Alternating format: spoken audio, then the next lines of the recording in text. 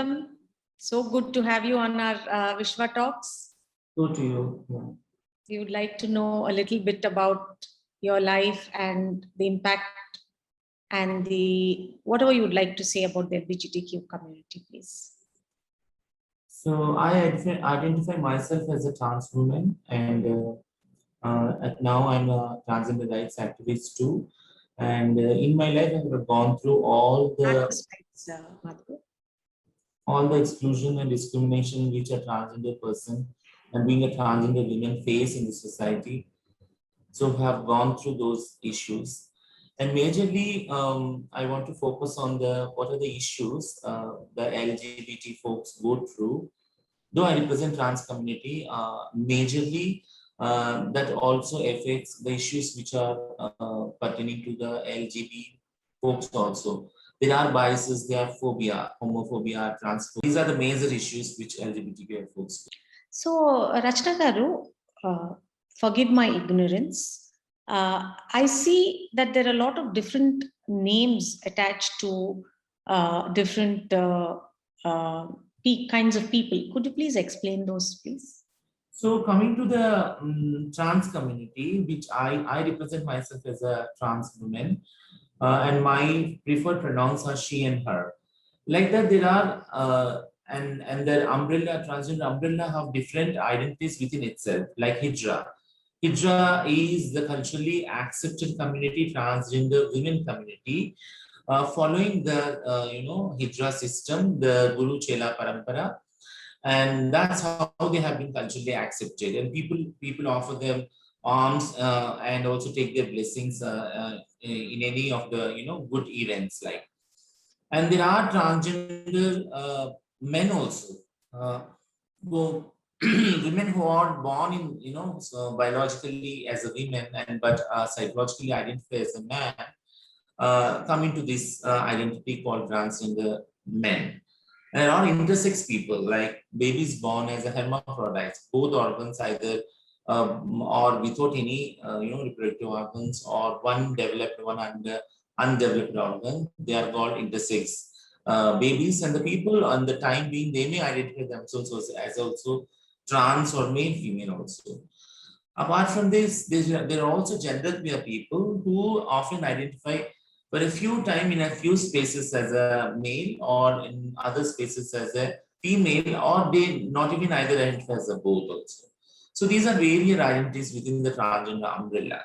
So can you tell us a little bit about bias and phobia? Because I have noticed that even today, surprisingly, people are either very scared or there's a lot of phobia when they see people from this community, or they're very nasty, I noticed.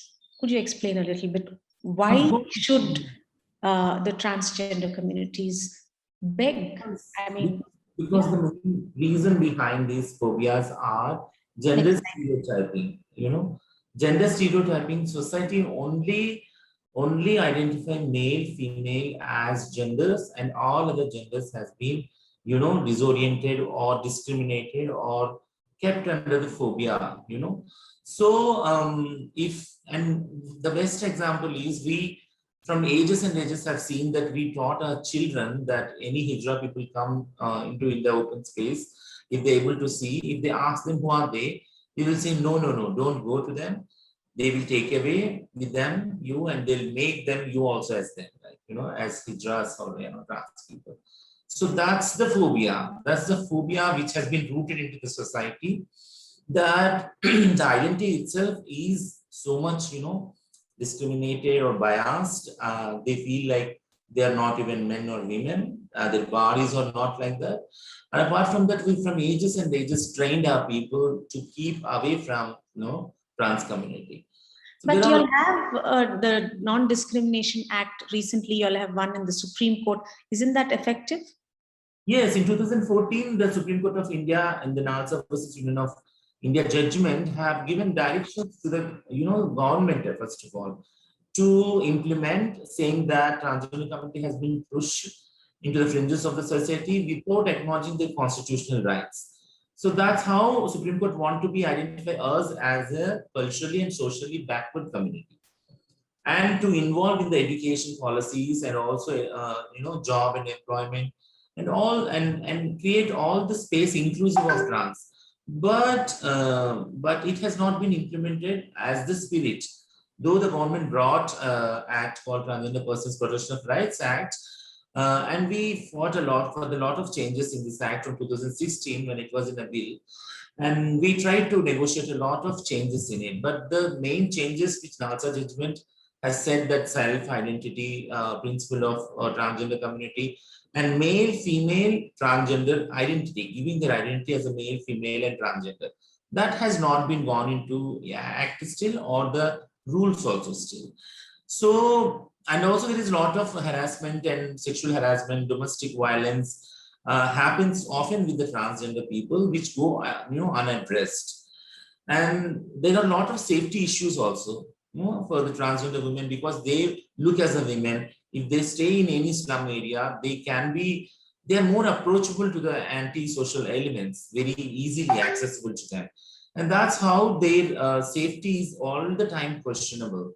We need to sensitize the police also, because the court has said in Navte Johar versus Union of India judgment during decriminalization of, should be sensitized, because they have a lot of bias in implementing the law in place, law and order in the place. And major of the, community people become the victims, and also criminalization happens with them a lot of.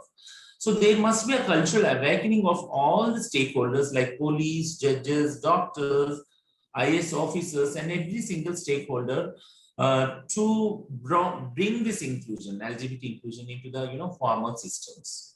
So from what I understand is, while there is an act passed by the Supreme Court, it is not being properly implemented, and there are a lot more acts that still need to be passed, where the same act which is passed against women's sexual harassment should be the transgender acts. What I understand is that if the police and the judges are aware, are given sensitization programs, that they can certainly make a lot of difference in implementing these acts. True. Absolutely. Yes, stay here. So why is education an issue? I mean, what I never understood was, why are the transgender communities begging at crossroads? Why do they come in functions where they ask for money, and in spite of people being absolutely nasty and treat them with no dignity and respect, why can't they just educate themselves and work? Because this important question often I face is, and even every single LGBTQI people. So we need to understand the root cause of this problem. When gender non-inclusive or gender non-confirmed child is there in your family, that itself is a very discrimination to the family itself as a single social unit, and also the neighbors, the relatives, all face like the family face stigma from every of them and exclusion from every of them. So what the family tries to do is, rather than facing this stigma and discrimination from all these peoples, you disown the child. That's how the child who is like gender non-conforming or gender diverse are forced to leave their natural families. And once they leave their families, how they will be able to get their education? They will not get their education, primary education itself. They end in the roads, on the roads, and either doing begging or sex work. So the root cause is here. The society unacknowledging the problem of like gender non-conforming child, first of all. So we have to make this space secure and safe for the children there itself. Now coming to the why it has been only begging and sex work. So that's the issue. Because there is a phobia and there is an untouchability, with the space are disoriented and not able to entertain equal space for the transgender people. They feel that if they employ a trans person, for example, a trans woman, that trans woman will be a sex worker itself, So the identity of a single transgender person has been diminished to sex work. I won't say that sex work is a degradable work. That's also a choice of work for few women or men or even sex or other sexual minorities. But what I meant to say is that every person, irrespective of different gender orientation or sexual orientation, should have an identity of skilled personnel, because transgender people can also get education, also can be trained in the skills, and can also do employment in the formal sector. So that's where the problems comes, that like all the time the begging and sex work is not given to us as a work. It's not out of choice we are doing. We have no 10 choices and we have chosen begging or sex work. It's out of no choice. It's also of no choice from ages and ages. We are forced to choose this. That's the root cause. So what I understand is generally the child is beaten up very violently from the father at home, saying, "Emti ashalo, machko babo," and because of the extreme violence by the father, although the mother is more compassionate. I also see that when they go to school, their peers, other classmates make a lot of fun of them, abuse them, they're nasty with them, and this forces them to leave education institutions. And this also goes to where the teachers discriminate these children because of the lack of awareness that this is how they are, because this is how they are born, and it is not something that they're doing. And this lack of awareness is the cause of some hundreds and thousands of people not living with dignity.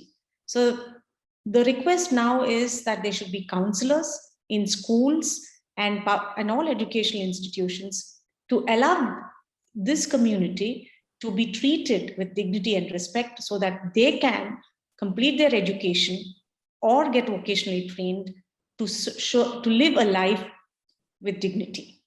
This is what I've understood. నా పేరు అంజలి రెమ్మి, president Parivar బే area. చిన్నప్పటి నుంచి ఇప్పుడు దాకా ఏ క్లాస్లో కూర్చున్నా నాకు కొంచెం భయంగా ఉంటుంది. ఎందుకంటే ఒక ట్రాన్స్ మహిళ కావటం వల్ల ఆ ప్రొఫెసర్ కానీ ఆ టీచర్ కానీ అసలు నేను చదివే నాకు అవకాశం ఉందా, ఒక అర్హత ఉందా అని ప్రశ్నించడంలోనే వాళ్ళు ఆగిపోతారు. నాకు చదువు నేర్పించాలి, జ్ఞానం పెంచాలి అనే ఆలోచన చాలా తక్కువగా ఉంటుంది. ఒకసారి నేను ఒక MBA క్లాస్లో గుర్తుంది, ఒక ప్రొఫెసర్ వచ్చి నేను ఒక ప్రాజెక్ట్ కంప్లీట్ చేస్తే అది నువ్వు చేసావా అని అడిగాడు. నేనే చేశాను అంటే, ట్రాన్స్ వాళ్ళు ఇంత కూడా చేయగలరా అన్నాడు. ఈ వివక్షత అనేది ఎడ్యుకేషన్ సిస్టంలో, స్కూళ్ళల్లో, యూనివర్సిటీల్లో ట్రాన్స్ వాళ్ళ పట్ల చాలా ఉంది. అందుకే మా కమ్యూనిటీలో ఎంప్లాయ్మెంట్ మాట వదిలేస్తే ఎడ్యుకేషన్ రేట్స్ చాలా తక్కువగా ఉన్నాయి. చాలామందికి డిగ్రీలు అవి కూడా లేవు, లాంగ్వేజ్ లేదు, యాక్సెస్ లేదు. So it is pretty clear that education is a big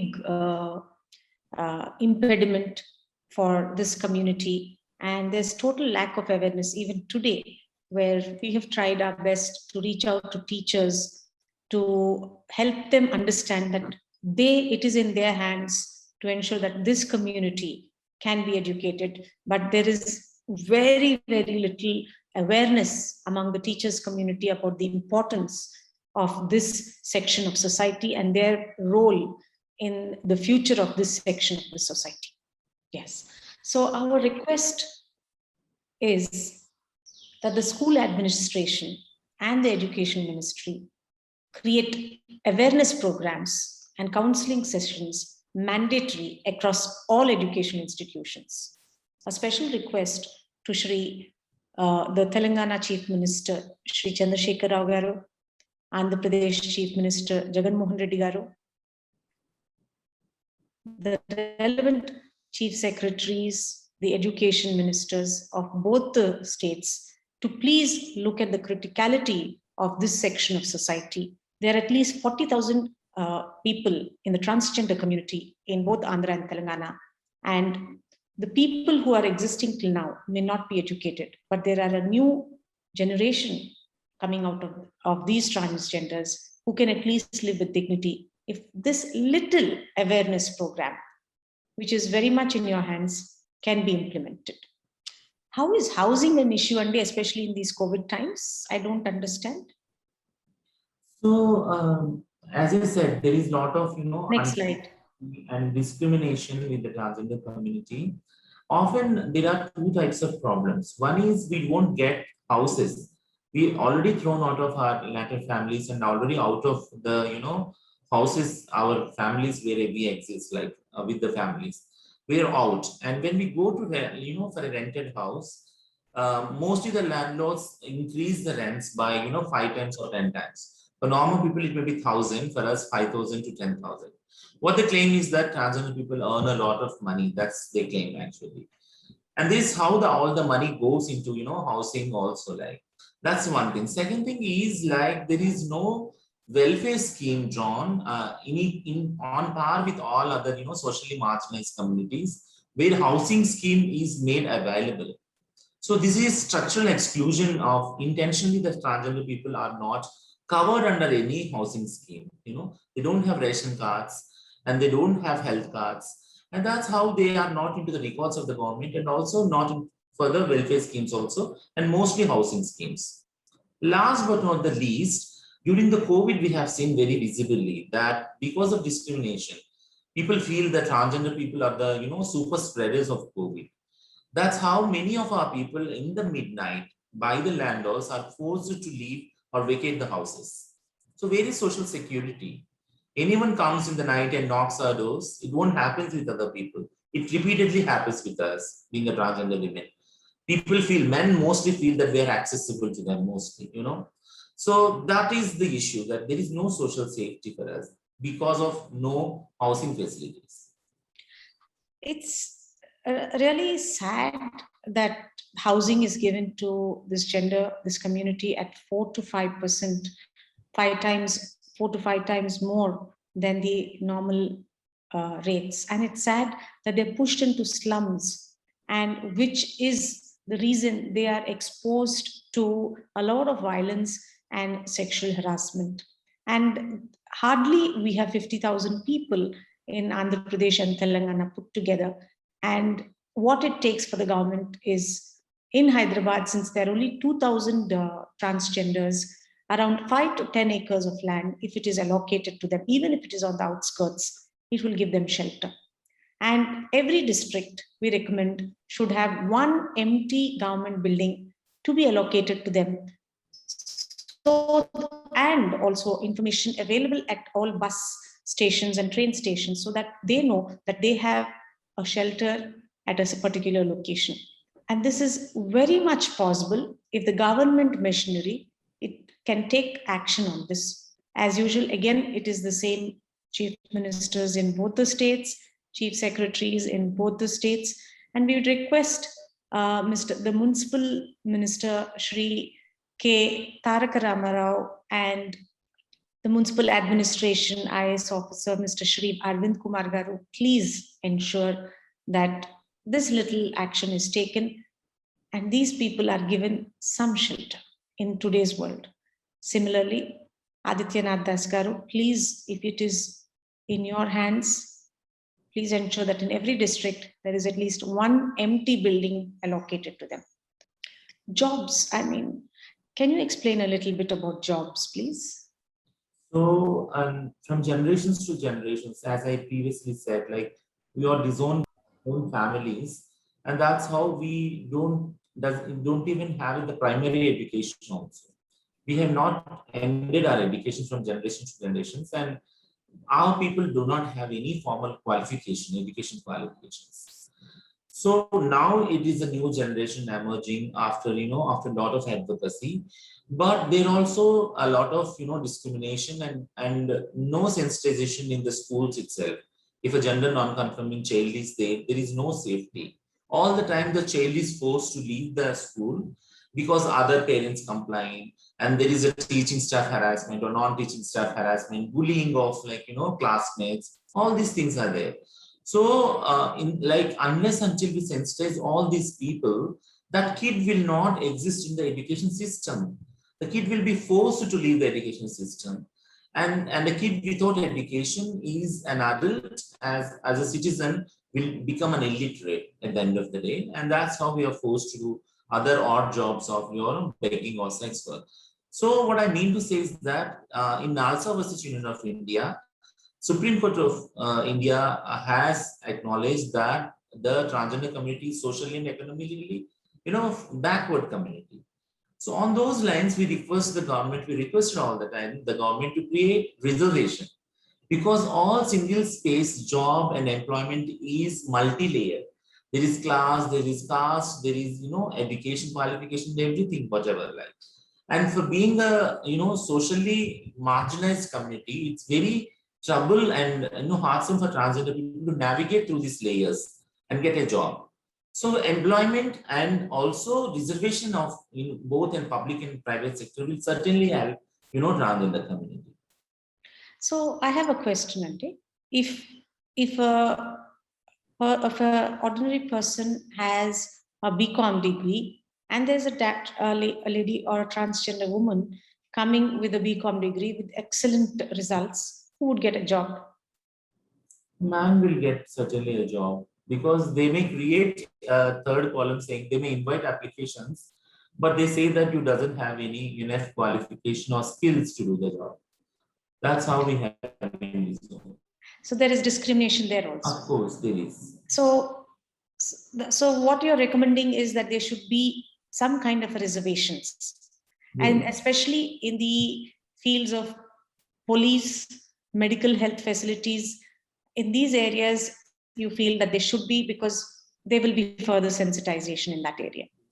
And also I see that there is no financing program, like the Dwakra program, which is already way of financing communities, is not available to this community. So there should be more finance being given to this community, or either giving away of sewing machines or doing vocational training and supporting them or funding their dairy farms, so that this community has an opportunity to live with dignity. So again, we once again request Sri Chandrasekhar Rao Garu, the Honorable Chief Minister of Telangana and the Honorable Chief Minister of Andhra Pradesh, Sri Jagan Mohan Reddy Garu, to please ensure that these vocational training centers keep aside some reservations and ensure that a substantial amount of community is trained and able to live with dignity.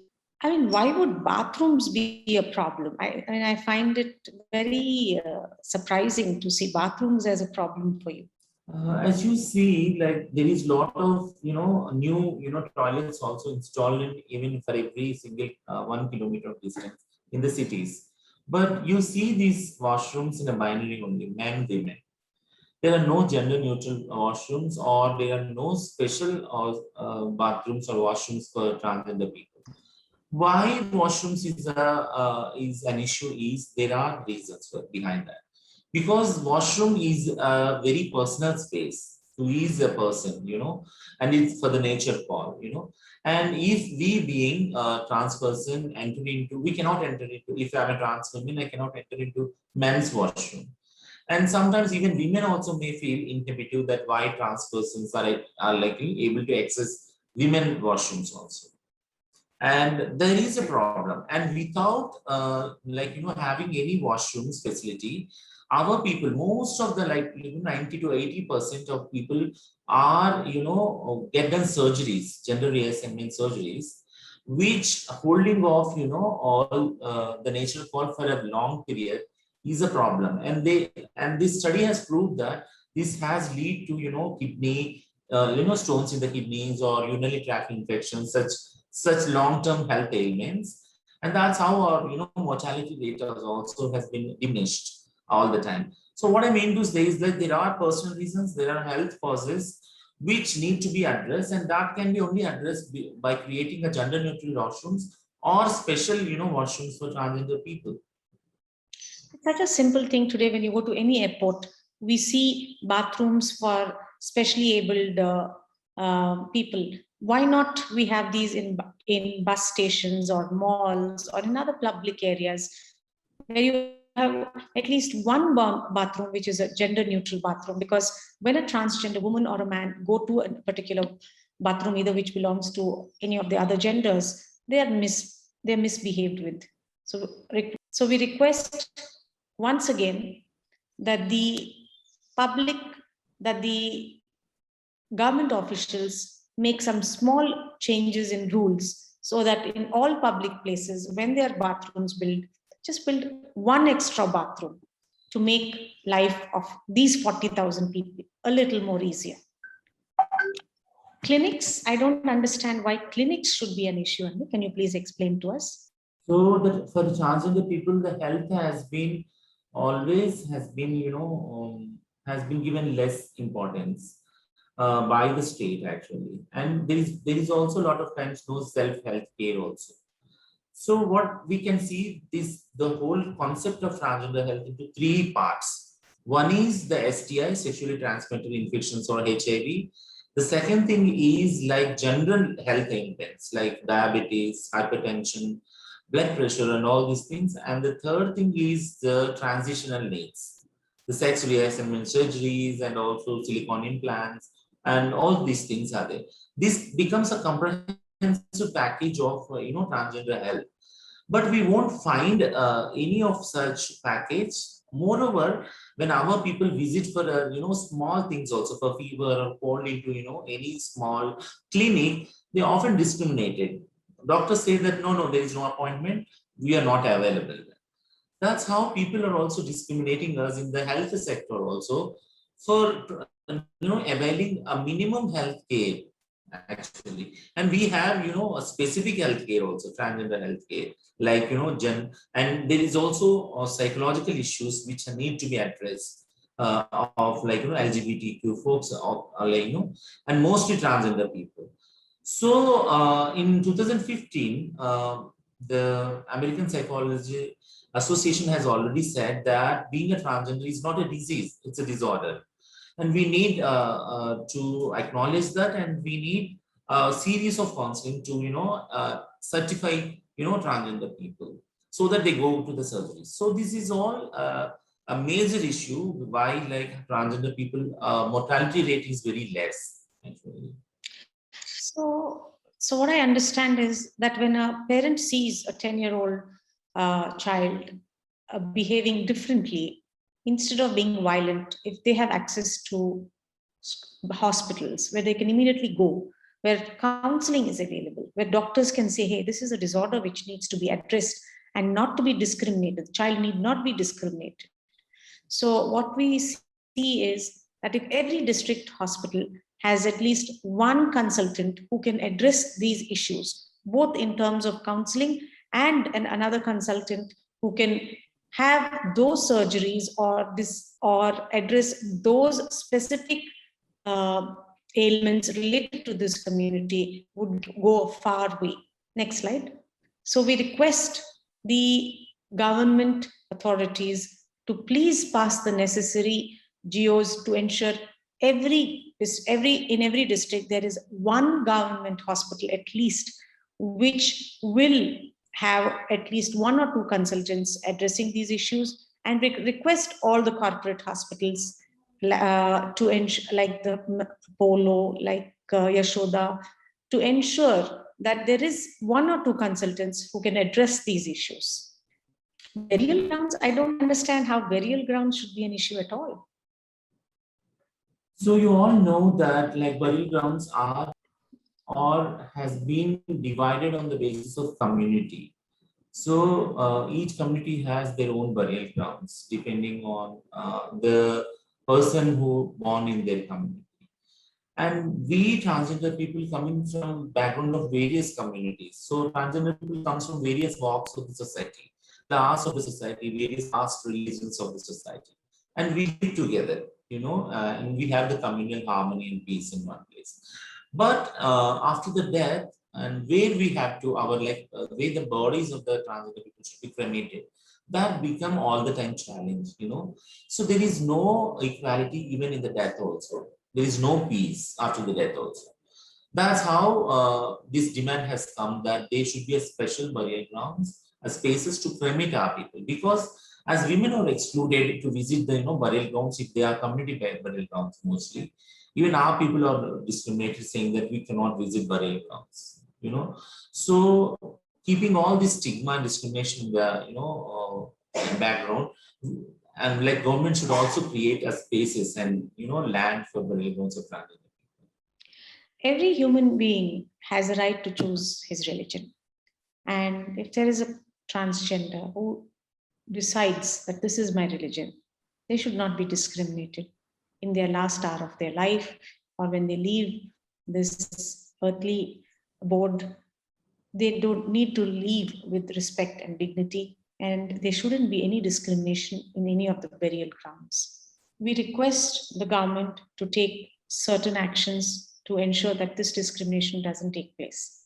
Thank you so much, Rachana Garu. You've been a person who's very inspiring and able to articulate the issues with such clarity. And most of the issues that you are requesting are very simple and very much doable. And I hope the present governments, because I understand in Tamil Nadu, a lot of changes have taken place. And I wish that our present governments in both these states would look at our neighboring state and bring about those changes in the 21st century at least. Thank you so much.